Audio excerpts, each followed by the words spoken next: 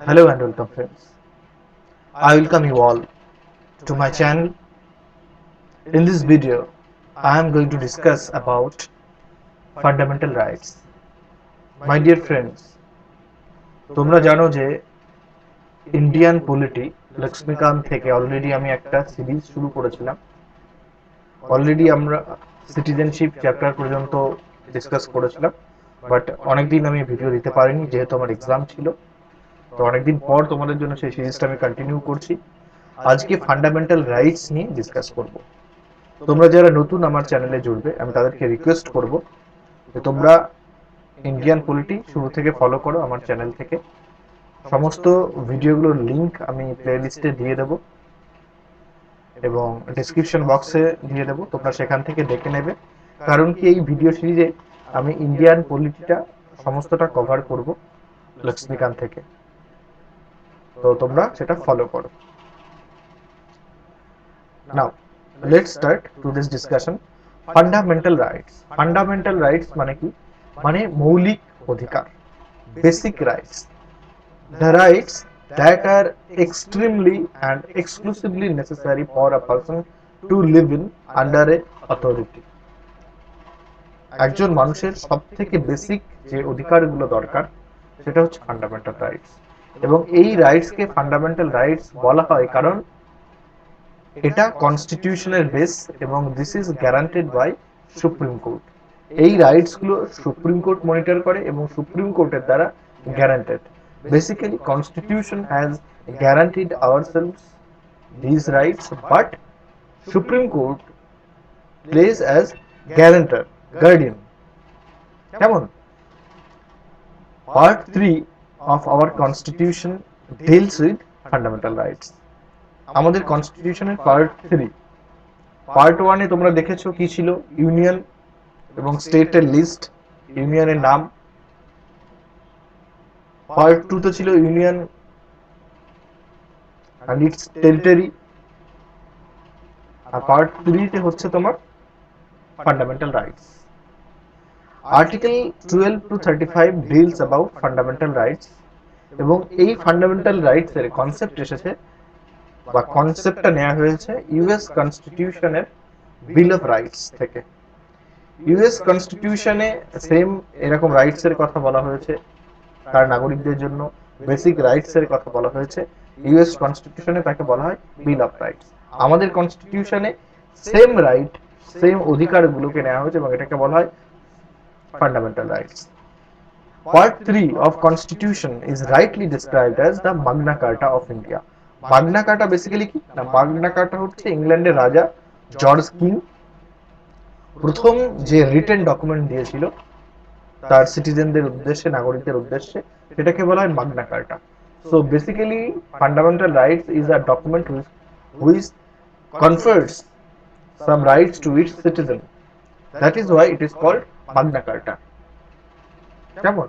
Actually Magna Carta was basic rights first time that was documented UK তে করা হয়েছিল। So that is why part 3 of our constitution is described as Magna Carta of India. কেমন? It contains a very long and comprehensive list of justiciable fundamental rights. এই ওয়ার্ডটা দেখো, জাস্টিসেবল, জাস্টিসেবল fundamental rights. Fundamental rights কে জাস্টিসেবল কেন বলা হচ্ছে? কেন কি, যদি তোমার ফান্ডামেন্টাল রাইটস ভায়োলেট হয় কোনো কারণে, কোনো অ্যাক্টের মাধ্যমে, বা স্টেট তোমার ফান্ডামেন্টাল রাইটস যদি ডিনাই করে, তুমি তার এগেনস্টে হাইকোর্ট বা সুপ্রিম কোর্টে মুভ করতে পারো। এই জন্য এটাকে বলা হয় জাস্টিসেবল। কোনো কারণে যদি ভায়োলেট হয়ে যায়, সুপ্রিম কোর্ট আর high court can give you the rights restored back to you. That means it is justiciable in nature, legally enforceable. যদি স্টেট কোনো কারণে ভায়োলেট করে, লিগালি তুমি জাস্টিস পাবে সুপ্রিম কোর্ট বা হাইকোর্টে মুভ করলে। That is how it is called justiciable. DPSP যেমন directive principle of state policy, সেগুলো জাস্টিসেবল নয়, লিগাল এনফোর্সেবল নয়। কিন্তু এটা মনে রাখতে হবে, fundamental rights is justiciable in nature. In fact, the fundamental rights in our constitution are more elaborate than those found in the constitution of any other country in the world, including the USA. USA সমেত পৃথিবীর অন্যান্য দেশে fundamental rights সম্পর্কে বলা তো আছে, যেমন দেখলে ইউএসএ তে বিল অফ রাইটস, ইউএসএ তে মাগনা কার্টা, কিন্তু ইন্ডিয়ার ফান্ডামেন্টাল রাইটস আর মোর ডেলাবোরেটিভ, মোর ইলাবোরেট, মোর ডিসকাসড পৃথিবীর অন্যান্য যে কোনো দেশের কনস্টিটিউশনের থেকে। The fundamental rights are guaranteed by the constitution to all persons without any discrimination. একটু আগে আমি যেটা বললাম যে fundamental rights are guaranteed by the constitution, এবং সুপ্রিম কোর্ট তার টেক কেয়ার করে, মানে কোনো কারণে যদি কনস্টিটিউশন তো গ্যারান্টেড তোমাকে দিয়ে দিয়েছে ফান্ডামেন্টাল রাইটস, বা কোনো কারণে যদি সেটা ভায়োলেট হয়, তাহলে এটা হচ্ছে responsibility of supreme court to restore it. এবং এই ফান্ডামেন্টাল রাইটটা তোমার কোনো ডিসক্রিমিনেশন ছাড়াই, বৈষম্য ছাড়াই সবার ক্ষেত্রে ইকুয়াল।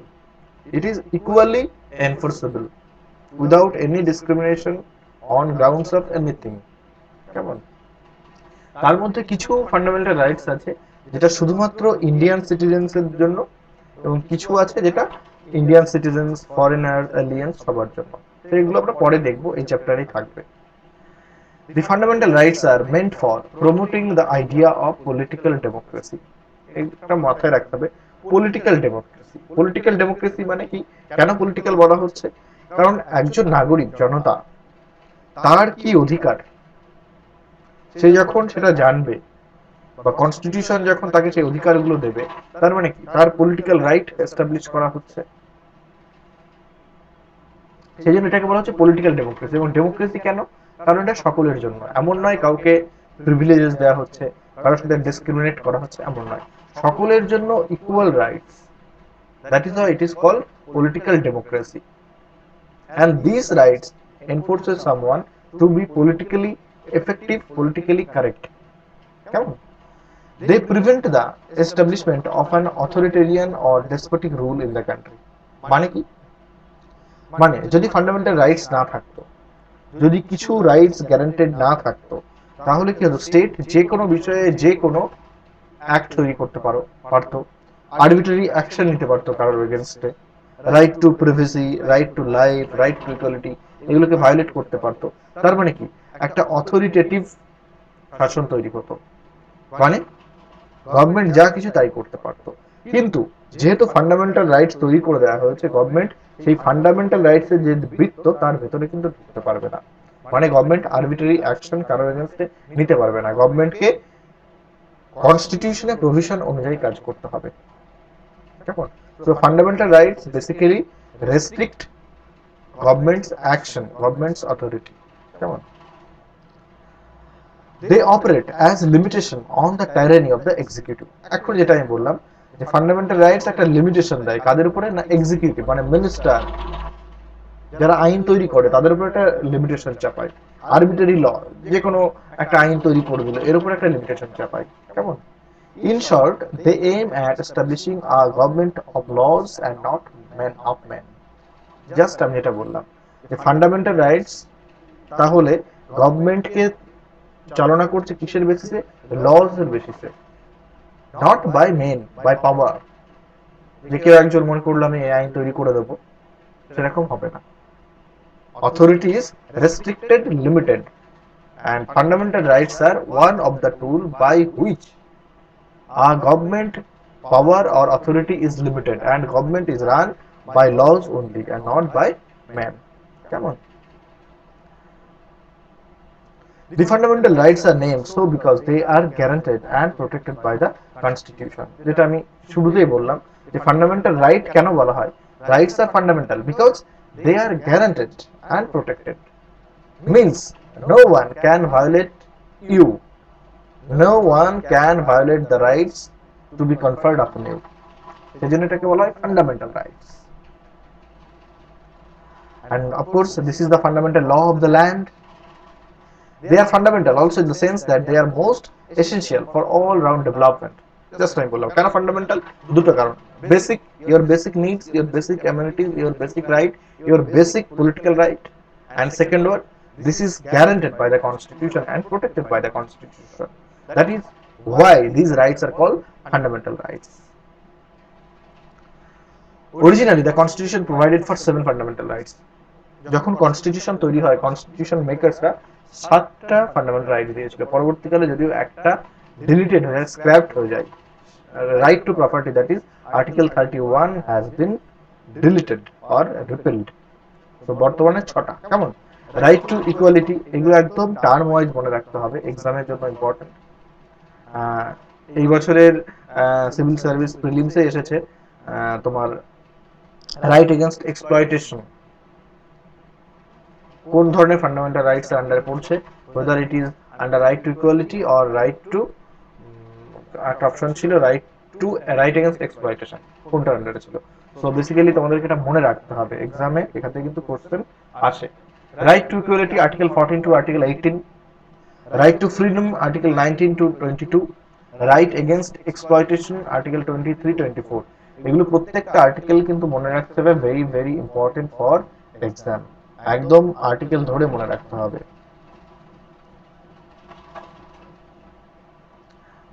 তো এগুলো মনে রাখবে। আর আর্টিকেল 31 যেটা রাইট টু প্রপার্টি ছিল, it has been repealed and at present it has been made just legal right under 300A in part 12, and it was done by 44th Amendment Act 1978। তোমরা জানো স্বাধীনতার পর যখন ল্যান্ড ডিস্ট্রিবিউশন করা হচ্ছিল, যারা land Lords ছিল, ল্যান্ড হোল্ডার ছিল, জমিদার যারা ছিল, তাদের থেকে ল্যান্ড নিয়ে যারা জমি চাষ করতো, অ্যাকচুয়ালি যারা ট্রু পিজেন্ট ছিল, যারা সত্যিকার জমি চাষ করতো, তাদেরকে ল্যান্ড দিয়ে দেওয়া হয়েছিল। ম্যাক্সিমাম একটা সিলিং বেঁধে দেওয়া হয়েছিল যে একজন ইন্ডিভিজুয়াল ম্যাক্সিমাম এই অ্যামাউন্টের বেশি জমি রাখতে পারবে না। সো প্রপার ল্যান্ড ডিস্ট্রিবিউশনের জন্য এই রাইট টু প্রপার্টি এই অ্যাক্টটাকে কিন্তু রিফিল করা হয়েছিল। ঠিক আছে, এখানে একটা জিনিস মনে রাখতে হবে যে সমস্ত ফান্ডামেন্টাল রাইটস কিন্তু বেসিক স্ট্রাকচার নয় বা ছিল না। কারণ কি, বেসিক স্ট্রাকচার ছিল না বলেই এই রাইট টু প্রপার্টি এটাকে কিন্তু রিপিল করা গেছিল। কেন কি, স্টেটের কিন্তু সেই অথরিটি আছে বা পার্লামেন্টের সেই অথরিটি আছে তোমার ফান্ডামেন্টাল রাইটস এর উপর রেস্ট্রিকশন আনার বা এটাকে চেঞ্জেস করার, কিন্তু সেই চেঞ্জটা এমন হবে না যেটা কনস্টিটিউশনের বেসিক স্ট্রাকচার ভাগকে ভায়োলেট করে দেয়। কেমন? সো রাইট টু প্রপার্টি যখন রিফিল হয়েছিল, that means it implies that it was not a part of basic structure. এখান থেকেও কিন্তু এবছরের প্রিলিমস এক্সামিনেশনে একটা কোশ্চেন এসেছিল যে whether all fundamental rights are basic structure or not। কেমন? চলো নেক্সট পার্টে চলো, features of the fundamental rights. Fundamental rights এর কিছু ইম্পর্টেন্ট ফিচার্স আছে যেটা তোমাদের জানা দরকার ক্লিয়ার আন্ডারস্ট্যান্ডিং এর জন্য। দেখো, some of them are available only to the citizens while others are available to all persons, so that citizens, foreigner, legal prisoner like operation companies। আগেই বললাম যে সমস্ত ফান্ডামেন্টাল রাইটস কিন্তু সকলের জন্য নয়, কিছু রেস্ট্রিক্টেড ফর ইন্ডিয়ান সিটিজেন্স, কিছু হচ্ছে তোমার ফরেনার্স। যেমন article 16 right two employment to public sector, this is not applicable for any foreigners. কেমন? তো এই ধরনের আছে, তোমরা আস্তে আস্তে যখন ডিটেলস আর্টিকেল গুলো পড়বে সেখানে আরো পাবে। এখন এখানে প্রথম দিকে জাস্ট দেয়া আছে আন্ডারস্ট্যান্ডিংটা, বেসিকটা সেটা বোঝার চেষ্টা করো। Number second, they are not absolute but qualified. মানে ফান্ডামেন্টাল রাইটস এ বলা আছে বলেই তুমি এটা করতেই পারবে এমন নয়। স্টেট যদি মনে করে তোমার সেই ফান্ডামেন্টাল রাইটস এর উপরে রিজনেবল রেস্ট্রিকশন চাপাতে পারে।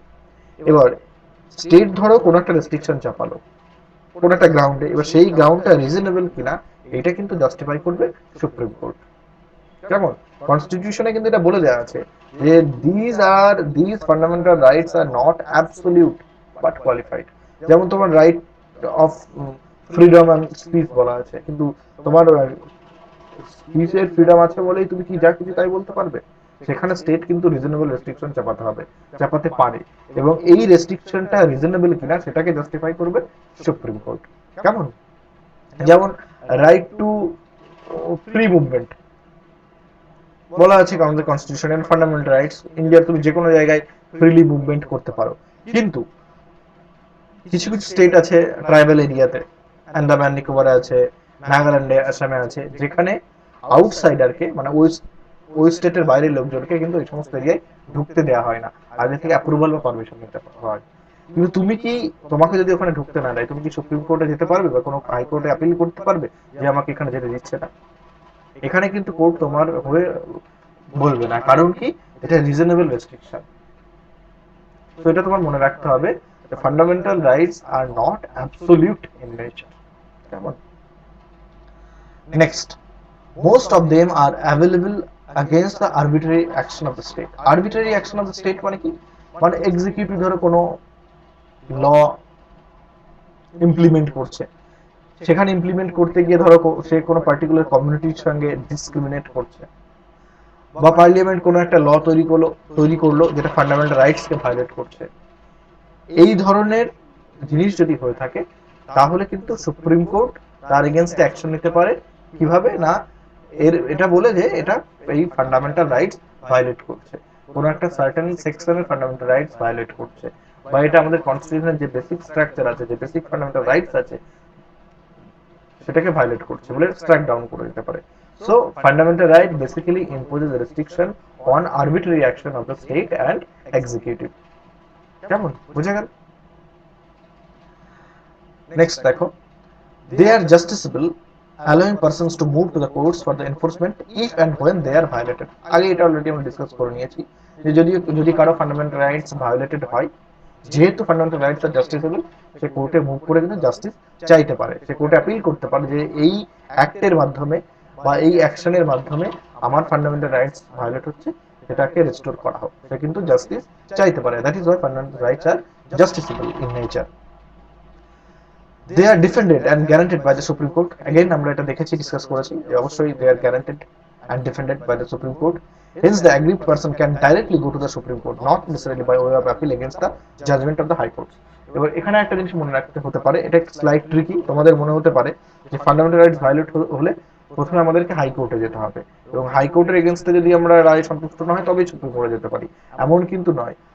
an aggrieved person can directly move to the supreme court, but not necessarily he or she has to appeal to high court only. কারণ রাইট টু রেমেডি, যেটা আর্টিকেল 32, যেখানে fundamental rights violet হলে তুমি যে আর্টিকেলকে invoke করে appeal করতে পারো, সেটা হচ্ছে সুপ্রিম কোর্টের অরিজিনাল জুরিসডিকশন, হাইকোর্টের অরিজিনাল জুরিসডিকশন। সো আর্টিকেল 32 কে ইনভোক করতে হলে তুমি সুপ্রিম কোর্টও যেতে পারো, হাইকোর্টে যেতে পারো, not necessarily you have to go to first high court. কেমন? Next, they are not sacrosanct or permanent. Just আমরা ডিসকাস করছিলাম যে পার্লামেন্ট যদি মনে করে কার্টেল করতে পারে, কোনো ফান্ডামেন্টাল রাইটস কে রিপিল করতে পারে through constitution amendment, but condition একটাই, যে সেই কনস্টিটিউশন অ্যামেন্ডমেন্টটা যেন কনস্টিটিউশনের আমাদের যে বেসিক স্ট্রাকচার আছে, যে বেসিক স্ট্রাকচার ডক্ট্রিন আছে, সেই বেসিক স্ট্রাকচার ফিলোসফিকে যেন ভায়োলেট না করে। কনস্টিটিউশন অ্যামেন্ডমেন্ট করে ধরো কোনো একটা ফান্ডামেন্টাল রাইটস কে রিপিল করে দেওয়া হলো, বা অ্যাব্রোগেট করে দেওয়া হলো, কার্টেল করে দেওয়া হলো, সুপ্রিম কোর্ট জুডিশিয়াল রিভিউ এর মাধ্যমে দেখবে, যদি মনে হয় হ্যাঁ এর মাধ্যমে কনস্টিটিউশন বেসিক স্ট্রাকচার ভায়োলেট হয়েছে, then supreme court must strike the amendment down and declare it as void. কেমন? Next, they can be suspended during the operation of national emergency. National এমার্জেন্সির সময় সাসপেন্ডেড হতে পারে। আমরা জানি যখন 1975-এ এমার্জেন্সি হয়েছিল, অনেক ফান্ডামেন্টাল রাইটস ওয়াজ সাসপেন্ডেড। একইভাবে আর্টিকেল 19, যেটা freedom of speech, expression, movement, association সম্বন্ধে বলা আছে, সেগুলোকে সাসপেন্ড হতে পারে due to war or external aggression. যুদ্ধের সময় বা যখন বাইরের কোনো শক্তির সঙ্গে আমাদের যেমন টাসেল চলছে বা যুদ্ধ চলছে, সেই সময় আর্টিকেল 19-এর 6টা যে রাইটস আছে আমাদের, সেগুলো ভায়োলেট হতে পারে। বাট যখন ইন্টারনাল এমার্জেন্সি চলছে, ইন্টারনাল এমার্জেন্সির ক্ষেত্রে কিন্তু আর্টিকেল 9 সাসপেন্ডেড হবে না। কেমন? নেক্সট ইম্পর্টেন্ট জিনিস যেটা তোমাদেরকে জানতে হবে কনসেপ্ট ক্লিয়ারিং এর জন্য, সেটা হচ্ছে হ্যাঁ, their application can be restricted while martial law is in force in India. martial law মানে, মার্শাল ল হচ্ছে মানে যেমন মিলিটারি ল। আমাদের আর্টিকেলে 34-এ বলা আছে কোনো একটা জায়গায় ডিস্টার্ব এরিয়া হলে, ল অ্যান্ড অর্ডার রেস্টোর করতে হলে, পাবলিক অর্ডার রেস্টোর করতে হলে মার্শাল ল কিন্তু অ্যাপ্লিকেবল হতে পারে। এই মার্শিয়াল ল যখন অ্যাপ্লিকেবল থাকবে কোনো জায়গায়, সেখানে কিন্তু তোমার ফান্ডামেন্টাল রাইটস রেস্ট্রিক্টেড হতে পারে। কেমন? এটা একটা জিনিস মনে রাখতে হবে, মিলিটারি ল বা মার্শিয়াল ল কিন্তু ডিফারেন্ট ফ্রম ন্যাশনাল এমার্জেন্সি। আমরা ন্যাশনাল এমার্জেন্সি দেখেছি, ফাইন্যান্সিয়াল এমার্জেন্সি দেখেছি, এগুলো আগেই চ্যাপ্টারে ডিসকাস করেছি। তো মিলিটারি রুল যেটা আর্টিকেল 34, সেটা কিন্তু এই এমার্জেন্সি থেকে আলাদা, এটা একটু মাথায় রাখতে হবে। Now, definition of state. Fundamental rights যখন ডিসকাস করা হয়েছে, অনেক জায়গায় স্টেট ওয়ার্ডটা কিন্তু ইউজ করা হয়েছে। এখন এই স্টেট, এই শব্দটার পারভিউর মধ্যে কোন কোন অর্গানাইজেশন পড়বে? আমরা বাংলায় যদি বলি স্টেট মানে কিন্তু রাজ্য বা দেশ, দেশের ক্ষেত্রেও স্টেট বলা হয়, রাজ্যের ক্ষেত্রেও। এখন ফান্ডামেন্টাল রাইটস এর ক্ষেত্রে স্টেট কোন কোন জিনিসগুলো ইনক্লুড করবে? দেখো, this term state has been used in different provisions concerning the fundamental rights. Hence, Article 12 has defined the term for the purpose of Part 3. এটা মনে রাখতে হবে যে Article 12 কিন্তু has defined the term, state কে কিন্তু define করেছে। অনেক সময় কনস্টিটিউশন থেকে যখন কোশ্চেন আসে, তুলে দেয়। যেমন ধরো জুডিশিয়াল রিভিউ, বেসিক স্ট্রাকচার, যেগুলো কনস্টিটিউশনে ডিফাইন করা আছে কিনা। যেমন বেসিক স্ট্রাকচার, যদি তোমাকে কেউ কোশ্চেন করে যে বেসিক স্ট্রাকচার কনস্টিটিউশন ডিফাইন করা আছে কিনা, আনসার হবে নো। কারণ আমাদের কনস্টিটিউশনে কোথাও বেসিক স্ট্রাকচার কি বলা নেই। এটা supreme court through its judgement এটাকে ইনভোক করেছে। একইভাবে ফেডারেলিজম, আমাদের কনস্টিটিউশনে কোথাও ফেডারেলিজমটাকে ডিফাইন করা নেই। তো অনেক সময় এই ধরনের টার্ম তুলে দিয়ে কোশ্চেন করে দেয়। হয়তো তোমাকে কোশ্চেন দিয়ে দিল যে state definite whether in anywhere or any part of the constitution state has been defined or not, বা করা আছে কিনা কোনো একটা অপশনে দিয়ে দিল। তো এগুলো জানতে হবে। আর্টিকেল 12 এর মাধ্যমে কিন্তু স্টেটকে ডিফাইন করা হয়েছে আমাদের কনস্টিটিউশনে। According to it, state includes the following. কনস্টিটিউশনের প্রভিশন অনুযায়ী স্টেট এই এতগুলো জিনিসকে ইনক্লুড করে। কি কি আছে? First one, Government and Parliament of India, that is executive and legislative organs of the Union Government. Executive organs government and legislative organs parliament. Government and Parliament, that is executive and legislative wings, are state. Next, government and legislative of states, that is executive and legislative. একইভাবে স্টেটের executive and legislative organs state definition আওতায় পড়বে। All local authorities, that is municipalities, panchayats, district boards, improvement trust, etc., also fall under the ambit of state. And last one, all other authorities, that is statutory or non-statutory authorities like LIC, ONGC, SEL, etc., সমস্ত organisation যারা গভর্নমেন্টের আন্ডারে কাজ করে, direct আন্ডারে কাজ করে, যারা government owned, whether they are created by any act of the parliament or not, but acts under the supervision of any government, state or central, they fall under the purview of state. The state has been defined in a wider sense so as to include all its agencies. সুতরাং তুমি state মানে যদি শুধুমাত্র রাজ্য বা দেশের কথা ভাবো, তাহলে কিন্তু ভুল হবে। মানে এখান থেকে যদি কোনো কোশ্চেন তুলে দেয় যে এলআইসি তে কেউ একজন কাজ করছে, তার এই রাইটস গুলো ভায়োলেট হচ্ছে, whether it is enforceable, justiceable or not. সুতরাং স্টেট এটা কিন্তু ব্রডার সেন্সে হবে, ওয়াইডার সেন্স এর অনেক, শুধুমাত্র দেশ বা রাজ্য নয়। দেশ, রাজ্য, municipality, panchayat, district board, any organizations working under direct supervision of state, any organization owned by state, কেমন?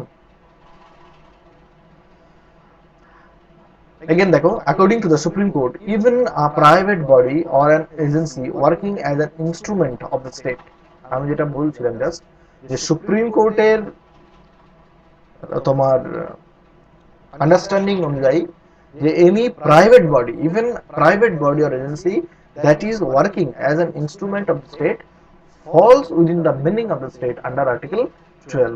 Under Article 12. So I think you can understand the wider meaning, wider sense of the word state. Next, laws inconsistent with fundamental rights.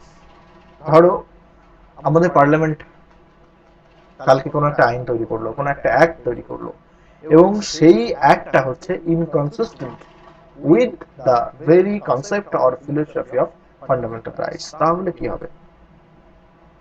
Recently যে অ্যাক্টটা তৈরি হয়েছে CAA, citizenship amendment act, অনেকের মতে এটা আমাদের fundamental rights কে violet করছে।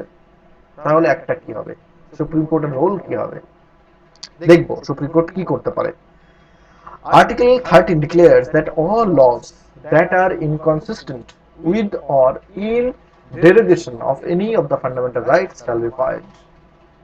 মানে আমাদের কনস্টিটিউশনের আর্টিকেল 13 ক্লিয়ারলি এটা বলে দিয়েছে যে কোনো ল যদি আমাদের ফান্ডামেন্টাল রাইটসের কোনো প্রভিশনের সঙ্গে ইনকনসিস্টেন্ট হয়, মানে সামঞ্জস্যপূর্ণ যদি না হয় এবং আমাদের ফান্ডামেন্টাল রাইটসকে যদি ভায়োলেট করে, তাহলে সেটাকে shall be declared as void, মানে সেটাকে স্ট্রাইক ডাউন করে দিতে হবে, সেটাকে ইললিগ্যাল ঘোষণা করতে হবে সুপ্রিম কোর্টকে। এই আর্টিকেল 13, এই যে পাওয়ারটা সুপ্রিম কোর্টের, এটাকে বলা হয় জুডিশিয়াল রিভিউ। এই জুডিশিয়াল রিভিউ থেকেও কিন্তু এবার 2020 প্রিলিমসে কোশ্চেন এসেছে যে জুডিশিয়াল রিভিউ আমাদের কনস্টিটিউশনে মেনশন আছে কিনা। আমাদের কনস্টিটিউশনে কিন্তু মেনশন আছে judicial review through article 13। It has bin declared that Supreme Court has authority to declare any law made by the Parliament to declare null and void if the laws made by the Parliament are inconsistent with or in derogation of any of the fundamental rights. কেমন? তো বুঝতে পারলে আশা করি তোমরা যে article 13 এর কি পাওয়ার এবং সুপ্রিম কোর্টের কি পাওয়ার দেওয়া আছে। In other words, it expressively provides for the doctrine of judicial review. Just আমি বললাম, this power has been conferred on Supreme Court Article 32 and I Article 23. Supreme কোর্টে আর্টিকেল 32 এর মাধ্যমে দেওয়া আছে, কনফার করা আছে পাওয়ার, এবং হাই কোর্টে আর্টিকেল 226 এর মাধ্যমে দেওয়া আছে। এখন এই ধরনের কোনো কনস্টিটিউশন অ্যাক্ট তৈরি হলে কোনো সেটাকে সুপ্রিম কোর্ট আনকনস্টিটিউশনাল এবং ইনভ্যালিড কিন্তু ডিক্লেয়ার করতে পারে। কেমন? দেখো, the term law in Article 13 has been given a wider connotation so as to include the following. এখন আর্টিকেল 13 মধ্যে ল বলা আছে, ল বলতে কোনটা কোনটা আন্ডারে কোনগুলো পড়বে না, পার্লামেন্ট কোনো ল তৈরি করলো, স্টেট কোনো ল তৈরি করলো, কোনো অর্ডিন্যান্সেস তৈরি হলো, স্টেট সরি গভর্নর, স্টেটের গভর্নর তৈরি করলো, বা প্রেসিডেন্ট কোনো অর্ডিন্যান্স তৈরি করলো, সেগুলো কিন্তু আর্টিকেল 30 আন্ডারে ল এর ডেফিনেশনে পড়বে। কেমন? একই সঙ্গে স্ট্যাচুটারি কোনো ডিক্লারেশন, কোনো ইনস্ট্রাকশন স্ট্যাচুটারি হলে সেগুলোও তোমার স্ট্যাচুটারি মানে কি, যেগুলো প্রভিশন ল এর মাধ্যমে তৈরি হয়েছে, অ্যাক্টের মাধ্যমে তৈরি হয়েছে, তাদেরকে বলা হয় স্ট্যাচুটারি। সেগুলো তোমার এই আর্টিকেল 13 এর আন্ডারে পড়বে। এবার একটা জিনিস কিন্তু মনে রাখতে হবে, আর্টিকেল 13 কনস্টিটিউশনে বলে দিয়েছে যে কোনো লকে সুপ্রিম কোর্ট স্ট্রাইক ডাউন করতে পারে, নাল অ্যান্ড ভয়েড ঘোষণা করতে পারে, আনকনস্টিটিউশনাল ঘোষণা করতে পারে, ইনভ্যালিড ঘোষণা করতে পারে। কিন্তু আর্টিকেল 13 কিন্তু কোথাও বলা নেই কনস্টিটিউশনাল অ্যামেন্ডমেন্টের কথা। কনস্টিটিউশনাল অ্যামেন্ডমেন্টকে কিন্তু সুপ্রিম কোর্ট আনকনস্টিটিউশনাল ঘোষণা করতে পারে না, বা জুডিশিয়াল রিভিউয়ের মাধ্যমে এটাকে ইনভ্যালিড ঘোষণা করতে পারে না, until or unless the constitution amendment made by the parliament violates basic structure of the constitution. Article 13 তো বলা নেই কনস্টিটিউশনাল অ্যামেন্ডমেন্ট জুডিশিয়াল রিভিউর আওতায় আসে না। কেমন? এটা স্পষ্ট, কারণ আর্টিকেল 13 ল এর কথা বলা হয়েছে এবং কনস্টিটিউশনাল অ্যামেন্ডমেন্ট ল নয়। এটা সুপ্রিম কোর্ট ও ভেরিয়াস জাজমেন্টে বলেছে যে constitutional amendment does not fall under the definition of law under article 13। কিন্তু কোনো কনস্টিটিউশনাল অ্যামেন্ডমেন্ট যদি কনস্টিটিউশনের বেসিক স্ট্রাকচারকে ভায়োলেট করতে পারে, তাহলে সুপ্রিম কোর্ট কিন্তু জুডিশিয়াল রিভিউর মাধ্যমে সেই কনস্টিটিউশনাল অ্যামেন্ডমেন্টকে কিন্তু ইললিগাল বা ইনভ্যালিড ডিক্লেয়ার করতে পারে। এবং সুপ্রিম কোর্ট এই জাজমেন্টটা দিয়েছিল in famous Kesavananda Bharati case in 1973। The constitutional amendment, Supreme Court upheld that our constitutional amendment can be challenged. Constitutional amendment can be challenged on the ground that it violates our fundamental right and that forms a part of the basic structure. আশা করি তোমরা বুঝতে পেরেছো যে judicial review, constitutional amendment judicial রিভিউর আওতার বাইরে থাকলেও যদি সেই কনস্টিটিউশন অ্যামেন্ডমেন্ট কোনো ফান্ডামেন্টাল রাইটসকে ভায়োলেট করে এবং যেটা বেসিক স্ট্রাকচারের পার্ট, তাহলে কিন্তু supreme court through judicial review সেই কনস্টিটিউশন অ্যামেন্ডমেন্টকে কিন্তু ইনভ্যালিড ডিক্লেয়ার করতে পারে। ভিডিওটা আমি এখানে শেষ করব, কারণ খুব বেশি আমি বড় করতে চাই না, কারণ তোমরা শুধু তো ইন্ডিয়ান পলিটি পড়বে না, অন্যান্য কিছু পড়বে। তো আমি চেষ্টা করছি ভিডিও ছোট রাখার, সেই জন্য আমি এখানে শেষ করব। পরবর্তী ভিডিওতে আমি বাকিটা দেবো। বাই দ্য ওয়ে, তোমরা যে তোমার আর্টিকেলগুলো দেওয়া আছে সেগুলো তোমরা এই টাইম পিরিয়ডে পড়ে নেবে। যেমন right to equality article 14 to 18, প্রত্যেকটা আর্টিকেল কিন্তু এখানে very very important for your exam. তো তোমাকে কিন্তু এগুলো মেমোরাইজ করতে হবে। আর্টিকেল 14 to 18 এই টার্মগুলো মনে রাখবে, কি টার্ম, তাহলে আর্টিকেলগুলো মনে রাখতে সুবিধা হবে। সেটা হচ্ছে রাইট টু ইকুয়ালিটি। এই পাঁচটা আর্টিকেলে রাইট টু ইকুয়ালিটি সম্বন্ধে বলা আছে। যেমন right to article 14 equality before law and equal protection of law. Article 15 এ প্রহিবিশন অফ ডিসক্রিমিনেশন সম্বন্ধে বলা আছে on grounds of religion, race, caste, sex or place of birth. Article 16 equality opportunity in matters of public employment. Article 17 abolition of untouchability and prohibition of its practice. Article 18 abolition of titles except military and academia. শুধুমাত্র মিলিটারিতে যে title দেওয়া হয় এবং academic কোর্সে যে military দেওয়া হয়, যেমন যে ডিগ্রি দেওয়া হয় টাইটেল, সেগুলোকে ইউজ করা যেতে পারে। আদারওয়াইজ কোনো টাইটেল, যেমন আগে ছিল রাজা বাহাদুরি চৌধুরী, এখন কিন্তু সেই ধরনের আর্টিকেল কেউ সেই ধরনের টাইটেল কেউ ইউজ করতে পারে না। সো তোমরা এইভাবে মনে রাখবে, এই কি টার্মসগুলো মনে রাখবে: right to equality article 14 to 18, right to freedom article 19 to 22। এর আন্ডারে যে আর্টিকেলগুলো পড়ছে সেগুলোকে তো ইন্ডিভিজুয়ালি মনে রাখতেই হবে, but at the same time এইগুলোকে মনে রাখতে হবে ক্লাব করে। কেমন? Right against exploitation article 23 and 24, human trafficking এর এগেনস্টে যে দেওয়া আছে। Right to freedom of religion, খুব ইম্পর্টেন্ট এক্সাম পার্সপেক্টিভে, article 25 28। Cultural and education rights article 29 30, যে মাইনরিটি আর্টিকেল 29 এ বলা আছে যে protection of language, script and culture of minorities, important. And most important is right two constitutional remedy.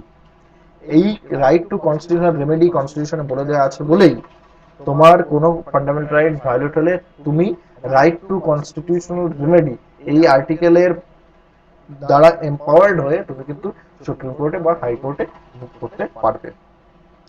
So my dear friends, I think তোমরা এর basic কনসেপ্টটা বুঝতে পেরেছো, fundamental rights এর ফিচার্সগুলো বুঝতে পেরেছো। চেষ্টা করো এই আমি যে ভিডিওটা বানালাম এটা 2-3 বার দেখতে, একবার রিডিং পড়ে নিতে লক্ষ্মীকান্ত থেকে। একদম ক্লিয়ার আন্ডারস্ট্যান্ডিং দরকার, ক্লিয়ার কনসেপ্ট দরকার, কারণ এখান থেকে কোশ্চেন কিন্তু এক্সামে প্রচুর আসে, এক্সপেক্টেড, প্রত্যেকটা এক্সামে কিন্তু আসবে, be it WBCS or be it UPSC prelims or mains. So I thank you for your time. Please read it seriously, revise it, কেমন?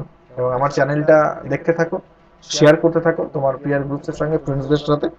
And at the same time তুমি যদি কিছু জানতে চাও, তোমার আন্ডারস্ট্যান্ডিং কিছু প্রবলেম হলে বা কোনো সাজেশন তোমরা আমাকে দিতে পারো, কমেন্ট করে জানাবে, কেমন? So once again I thank you all, have a great day.